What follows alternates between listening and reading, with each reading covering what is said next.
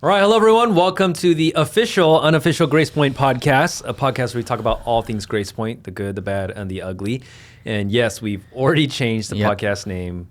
It's episode 2, but it was too specific. Grace Point Life captures a lot of what I want to say, but not everything. Basically just shows we have no idea what we're doing. We couldn't even figure out a name, but I think we're going to stick with this one. We have a we got a pretty sweet logo designed by Richard Donzie. Shout out to Donzies. He's the man. Pulled that out in like a few hours. Yeah, it was amazing. Yeah. So this is it. This is the name, the official, unofficial Grace Point podcast, and this is, I guess, the first official, unofficial episode. Yeah. And before we jump into the episode, though, we got a few comments, not on YouTube, just like verbal comments that Isaiah looked a little bit grumpy, and a little bit grouchy. That's just my face. That's just what I look like. Because he is. You know, it's these glasses. And so I wanted to brighten things up a bit, and so I brought a few things that can make Isaiah look a little more cheery. That's not what we're doing. So, I'm not one. No, I thought this is for a purpose, Steven. No, I'll wear one too, and you wear that. You wear that? Yeah. Okay. Fine. Just for. Are you serious right now? Okay, we gotta keep it on for at least 5 seconds. Okay. Well, this is actually kind of relevant to what we're going to be talking about, because the topic for today.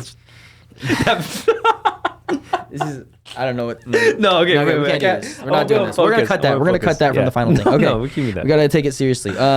So the topic that we're gonna be talking today is what is it that makes our church weird? Like, why are we a weird church? What are the things that people find weird when they first come? So I mean, I was born here, so why don't you start, Steven? Like, why are we a weird church? We are a weird church, and there are a lot of things that even just on the surface level, when you come, you're just like, what, And we're gonna do. Okay, so let's. How about we write it down? Okay, we'll write it down. You write down yours. I won't look at it. I'll write down mine. Just the top reason why. The top one thing that really captures it, right? I don't have a pen, but shoot. You do yours and then I'll. Or we'll just say it then. Okay, we'll just say count it of 3. On the count of 3. Okay. Okay, 1, 2, 3. Jordan Sai. Oh yeah, Jordan Sai. That would have to be it. Yeah, if I had to point at one thing, it would be Jordan Sai, our good friend. Mm-hmm. Yeah, people think he's like a nice, smart Chinese boy, but that boy weird. No, it's true. So he got into every they think he's smart and nice because he got into every single PhD program for bio in the country, MIT, Harvard, all those. It was really surprising. Yeah, I had no idea he was smart until senior year, actually. But it's all misdirection. He's the reason. He's the reason. Ours, yeah.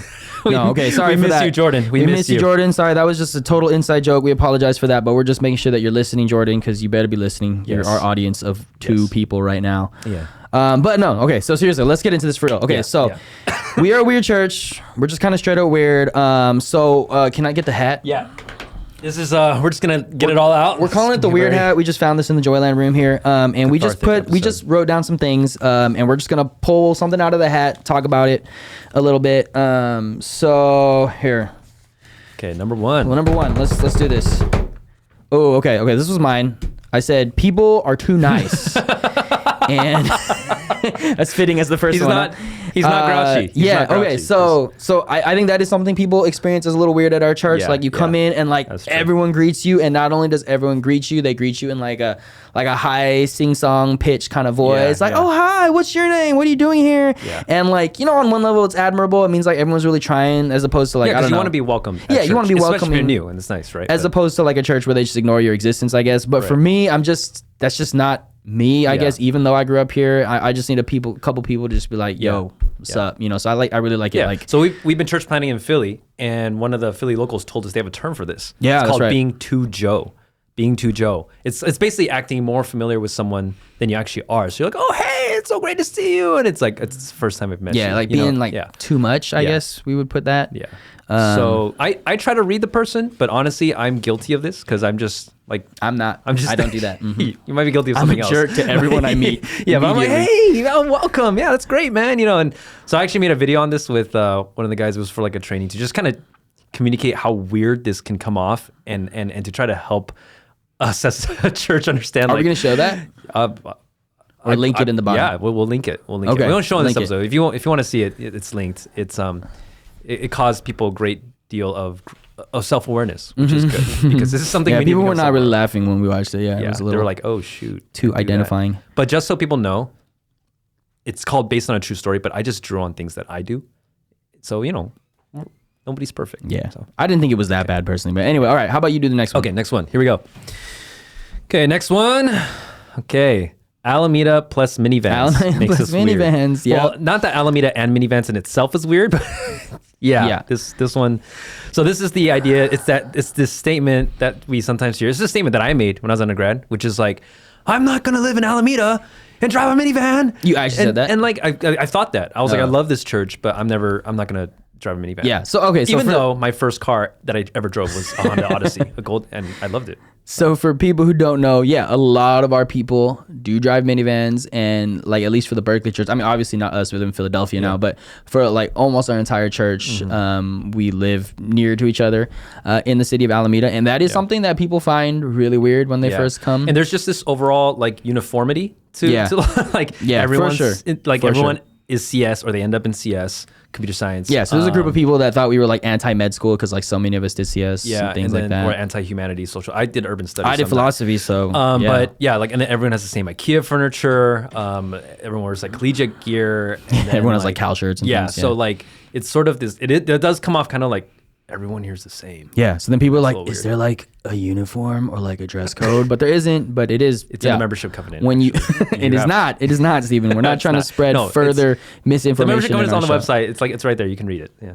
Yeah, so I mean, I do agree that is something that people find weird. I don't know if we want to get into like why that is necessarily on this show. I think we'll definitely talk about some of these things in the future. Like I don't know some of the reasonings behind it, but I think our bigger goal in this episode is just like kind of get this stuff out there and just like talk about it, surface it, like. Hey, we are aware of this because sometimes it feels like, am I the only one seeing this? And can I talk about one more thing that was weird about this uniformity? Yeah, go for it. I don't know but it's this whole language, like there was this inside language that the subculture. So like when I came as a freshman, people would be like, "Oh, that's so jacked," and I was like, "What?" Because jacked means buff. Like it means like you're like swole or like whatever, right? So like but then the way people were using it was like that's so messed up, or that guy's like likes to pull pranks on people and stuff. And I was like, I don't get that. I actually don't know where that came from. I have no idea. Yeah, was that a Pastor Manny thing? I don't know, but I'm willing to probably. Say so 90%. Like okay, so to be honest, like when I was growing up, I definitely experienced this. It was actually a lot worse back in the day, and we kind of intentionally tried to steer away from it. I kind of liked it as a kid because it felt like we were like our weird secret club or something. But like 90% of that actually came from Pastor Manny. So things like calling each other by your first and last name, or saying devastating or hurting or oh my or that's too much. All of those are like Grace Point lingos. That too much. It all came from Pastor Manny. There's a certain like I don't know, like virality to him where it just infects you and everybody starts talking like him. So I mean, so on one hand, like Christian speech subculture is like something that's well known and people make fun of it. So there's that hilarious video, "Shoot Christians Say," right? And then like my favorite one is Sunday Cool, like Crossed in Translation with Charles Cross. Like that one, I love that one. I haven't seen those. I showed you that one. That was the one where the guy's like, I was homeschooled. Please help me. Like the guy translates like Christian jargon, right? I forgot that. So those are like so that's the thing that like it's true. Christians say weird stuff, but then on top of that, like there is this weird GP lingo. Extra weird GP thing. Yeah, and I'm guilty of it. Like I say like jacked and oh my and stuff like that too much and hurting, all of those. Do you still say hurting? Little, yeah. Hurting's my favorite one because there's certain situations in life that you can't capture with anything other than that word. Like it's just the cringe and the pain. Yeah, and you're hurting. Yeah, but we gotta move away from that. Yeah, we're trying. Like we try to temper that down, but you hang out with us enough, and you'll be saying those things too. So it's coming for you. Fair warning. Yeah. All right, let's go to the next one. Next one here is media stands. Okay, so this is one I personally experienced for sure. No TVs and stuff. No TV is not weird anymore. Not anymore as much, huh? But back when we were in freshman, it was I walked in my leader's living room. I was like, you don't have a TV in your living room, right? And at first it was weird, and then it was like, we're too busy and we just hang out with each other. And I was like, okay, that's cool. And like people would pull out like a projector for a movie, which was fine. But now I have a TV. And people think that's weird. But that's not. It's not just TV, right? It's more than that. Yeah, I mean, this one I definitely felt growing up because I mean, obviously, I'm the pastor's kid, so I grew up in that household. We had no TV, no video games, so people would ask me at school, like, "Are you guys Amish?" And I didn't even know. I didn't know what Amish was back then, but I would say, I don't think so. Maybe. But yeah, so that was one that like I experienced. I understood it on like a theoretical level, but I definitely hated it. And I do think, I don't know. That can be tough to adjust to. I mean, it was tough for me to adjust to. I like was constantly trying to like sneak computer games and video games in behind my parents' back and getting in trouble and that sort of thing. So that was, I mean, I guess every kid does that to some extent, but that I think definitely is something that takes some getting adjusted to. I think that's changed also. I think our stance on media has relaxed over the years, but maybe that's something we'll get into some more like in the later episodes. Yeah, I think we're probably gonna have a whole episode just like on our media stance, but yeah, that is definitely something. Okay, let me get the next one. All right. Oh, good. Someone says loud moany prayers. Loud moany prayers. Yeah. Loud moany prayers. I mean, I grew up here my whole life and I still thought it was weird. Whenever my parents would have prayer meeting in the next room and they would hear like, in the next room. Yeah. It kind of freaked me out, honestly. Yeah. So, like just because you grew up in it, like you thought it was still weird. That's kind of interesting. Even growing up in it, I thought it was weird. Yeah. So I can definitely see how that's weird now. But honestly, when I was a freshman, and I went to like our first prayer meeting and people were like loud moany prayers and praying all together at once and really loud, really fervent. I was like, I'm right at home. Cause I grew up in a charismatic church. Because he's a raging charismatic. Not That's raging right. Charismatic, but it was like, cause I was actually kind of uncomfortable, like at our church, I was like, not sure. I don't like the style of service. Cause we had like 2 praise songs. Everyone was like stiff. I felt self-conscious raising my hands. Oh, I was the annoying like freshman at our church who like, okay, not that this freshman was annoying, but I was the annoying guy who like asked like, how come worship's so bad? Like, why does it take a second seat to like the word It was of God? bad though. Our worship was bad. And I asked that kind of question and like, can we change the prayer meeting music? Cause I'm sick of like hearing flutes and stuff, whatever. So I went to the first prayer meeting. I was like, this is great. They are like this close to speaking in tongues. I love this. Cause that was what I was used to. Yeah. I didn't know it was a Korean thing. I think I kind of knew that was like, that's actually a Korean, some people joke that's Korean prayer. Yeah. Right. And then like back in the, I don't know, 70s, 80s. We're going to pray like the Koreans. Yeah. And it was a little bit frowned upon too, because it was seen as like disorderly by some people. But then like, I liked it because it was really fervent and it made me kind of feel like, whoa. Now, just because I liked it doesn't mean it wasn't weird, because it was weird. It's weird. A lot of people find it weird. I was the guy playing guitar, praying really loud at See You at the Pole, like at my high school. Like where everyone's pulling in. No, like 2 or 3 other people. Okay. But I was like definitely the guy who's leading that. And I just thought like that people must be so inspired when they see me do that, because I'm like living out my faith or like I'm so passionate. No, that is most inspiring. people You're inspiring. Most people think that's weird. Yeah. And to my charismatic brothers and sisters, that's weird, man. So that's a little weird, know. But it is also, that passion is inspirational to some degree. No, you need to. I say that every church sees a little bit of charismatic in them for sure. Mm-hmm. Okay, but that's not what we're here to talk about. We're not supposed to go there. Okay, so let's move on to the next one. What do we got? Okay. Yeah, this one's a big one. Gender segregation. Talk about gender segregation, Steven. I am for gender segregation. I believe in gender segregation. No, I'm just kidding. That's a lie. Talk about it. So yeah, this is like the experience when you come to our church and like, let's say you come to a service and you suddenly realize it's like Mennonite. It's like all the guys are sitting in one section and all the girls are sitting in one section, and husbands and wives aren't even sitting next to each other. That's weird. That's really weird. Right? Although there is an article that came out a couple of years ago about like a woman saying why she doesn't sit next to her husband during service. I thought it was pretty cool. It was on like not from our church? Not from our church. No, from like a mainstream and it was about what did she say? It was about like, oh man, I forget right now, so I don't want to make up stuff, but we'll link it in the description. But it was basically stuff like she wants to, minister to her friends, or she wants to be welcoming to people. Like there's like different considerations she has that I felt were pretty valid. But it is weird. Yeah. Because I'm used to like husband and wife sitting together, and so when I came to our church, I'm like, whoa. Yeah, yeah. I don't sit by my wife because it would just be too distracting for her during worship. So that's what I do. I don't know about other people, but anyway, sorry. Go on, Steven. No. So okay, but this is like deeper than just like gender segregation, right? There's like this whole like, I mean, it comes down to the thing that everyone wants to talk about at a college church, which is dating. Yeah, right? And this whole stance we have around dating, and this whole sort of thing we do about dating that's not popular, right? So we don't You want to talk about that? Yeah, so maybe we should just explain that a little bit because, I don't know, you might not know that, but we are known as the church that forbids dating. That's not true. We do not forbid dating.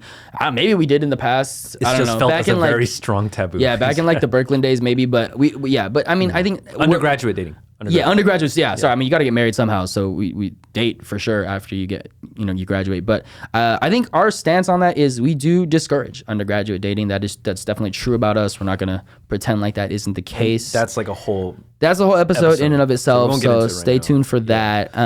But yeah, I mean, that's something that we feel like is. It helps to create a good culture. Yeah, it's a non-flirtatious, non-dramatic atmosphere where people can like really seek God and grow. So I found that actually refreshing coming in. Yeah, you were one of the weird ones, right?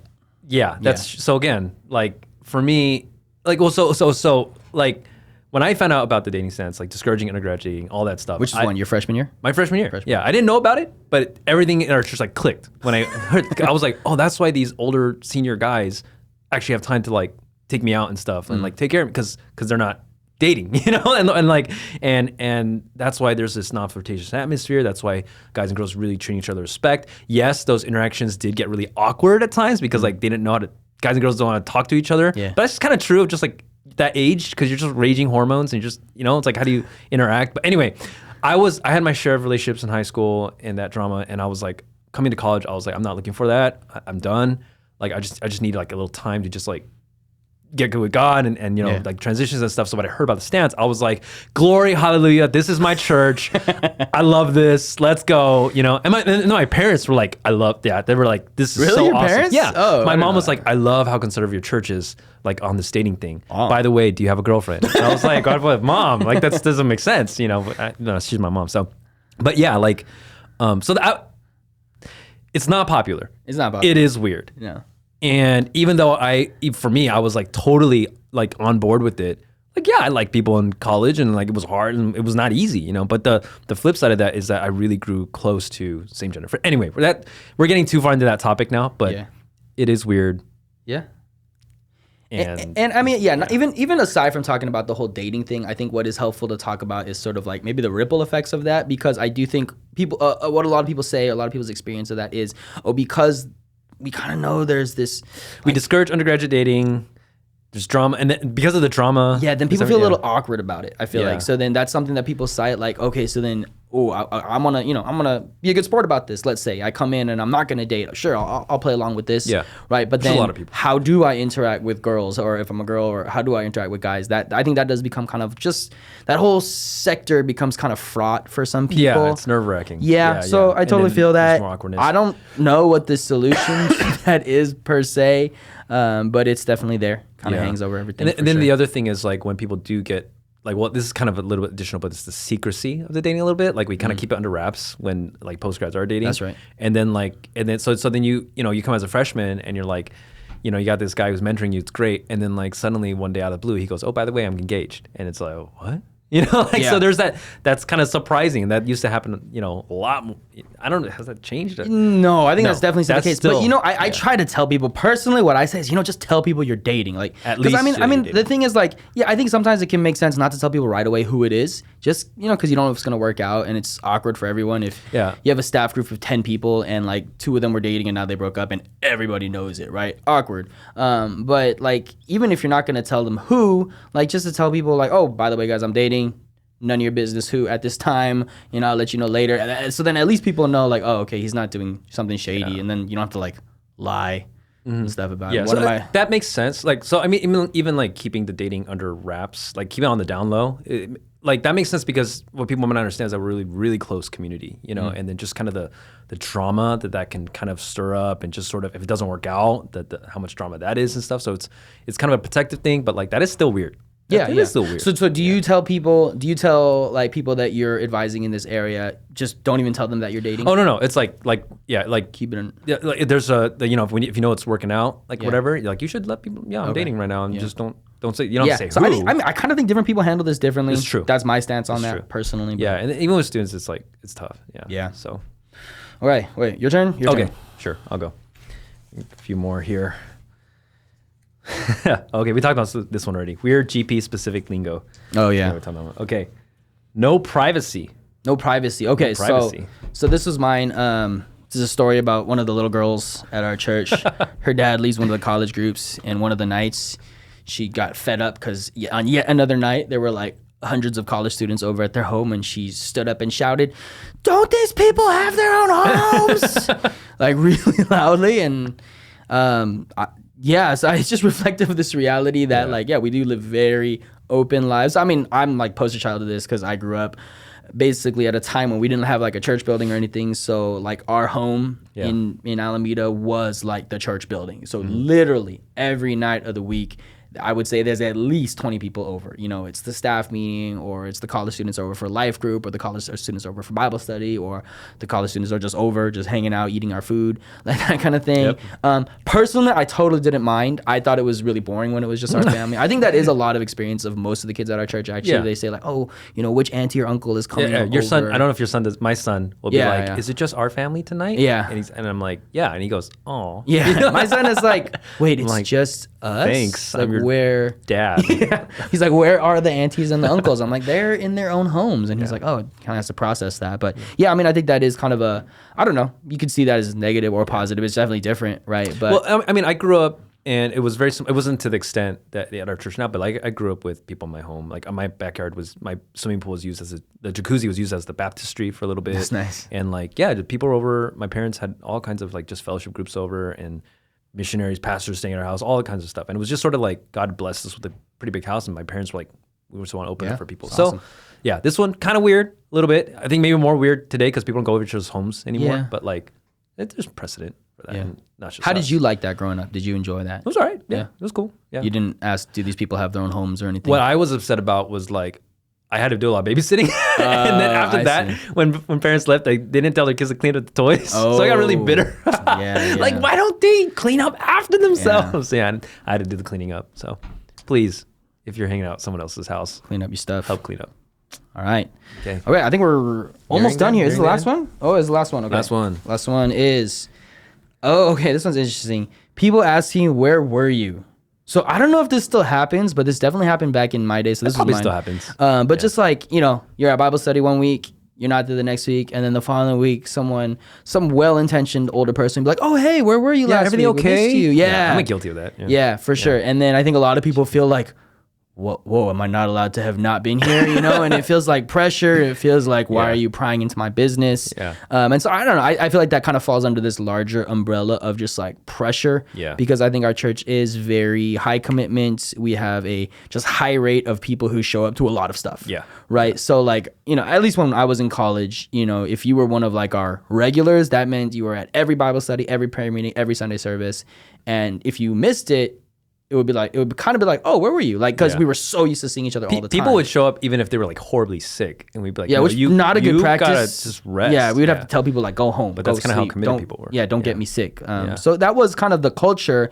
But if you were new and you were coming into that, and you're not like, oh, this is not yet my group, or I don't consider myself like regular at this group yet, to experience that could feel like, whoa, these people are a little too intense, a little too fast, maybe a little too comfortable with me. Yeah. Or you experience like someone's like, their facial expression kind of changes, and you're like, where were you? Oh, you didn't show up, or you know, and it's like you can read that. So for me, I experienced this my freshman year. Like, so I remember telling my mentor, like, who's like the nicest guy, but I was telling him like, hey, I really want to get plugged in here. I came in kind of burnt out from church a little bit, but I just want to get plugged in. I want to get fed.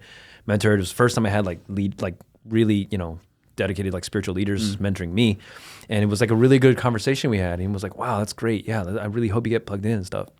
And then I missed like the next 3 Sunday services because I like overslept. I tried out for like a theater troupe, so I had to like go and like for the tryout was the same time service. I was like, oh, you know. So and then I remember the third one, but I missed like 3 in a row, and I didn't think it was a big deal. I was like, personally, I was still thinking I'm committed to this church. And then I got an email from him and was like, hey man, we had this good conversation, and I just think if you really want to get fed, you should come to church. You should actually make it non-negotiable. And I was sitting in my dorm room with 2 other like non-Christian friends, and I was so mad.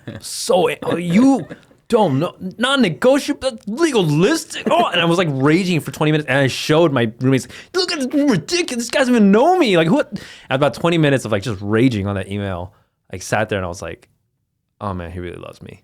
He really cares about me. Cause like, because I was really active in church, and if I had that kind of conversation with someone, like when I was in high school, and I was like, he was like wanted to come out, didn't show for 3 weeks, I'd just be like, oh, okay, whatever, And I realized, wow, that's not something that a lot of people at a lot of churches do, where they're like, hey, I think you should. So then I was like, okay, he loves me, and I emailed back. I was like, I think you're right. I'll be there. And then in my heart, I was like, and I'm gonna show you how spiritual I really am. Oh my God. I'm coming to everything. Oh my God. So I was like, and you did. I actually didn't. Okay. I get most things. I told him that story years later, and we both laughed about it. No, I heard on the other end of it when he was composing that email, he was like sweating. He was terrified. Yeah, because he's so nice. He's like, he wasn't used to calling people out, and they're like praying about it and stuff. He's one of the nicest human beings in the world. In the history of humanity. Yeah. Yeah. He was like praying. And so it was, that pressure is weird. That's abnormal. But I understand what he was saying now and the heart behind it now, and really appreciate it, which, I mean, we're done, right? Like, I'm realizing most of these things that we saw are weird, like, I was okay with. Yeah. You were very unusual in that regard, yeah. I think you might have been more okay with some of the weird stuff than I was. I think so. I think you're more self-conscious about it. Yeah, I was like embarrassed about a lot of things. Maybe the reason why we're weird is not because of Jordan. It's because of me. Yeah, you get the weird hat. I'm sorry, Jordan. The weird hat. Okay, sorry. That's the weird hat. So Jordan's for you. Whoever is weirder has to wear that hat. Yeah. Yeah. Okay. So anyway, we're gonna wrap up this episode because it's going a little long. But there are tons of other stuff that we could talk about. There's like a whole category of like really old weird stuff that we don't do anymore, and I think we're gonna have. Yeah, if we still did those things, I wouldn't have stayed at. No, yeah, I would not have stayed at a church, dude. What the heck, dude? Like, we used to like hold hands, and anyway, we're gonna get into that in a future episode called like, I don't know, things we're not gonna do. We don't do it no more. Yeah. But yeah.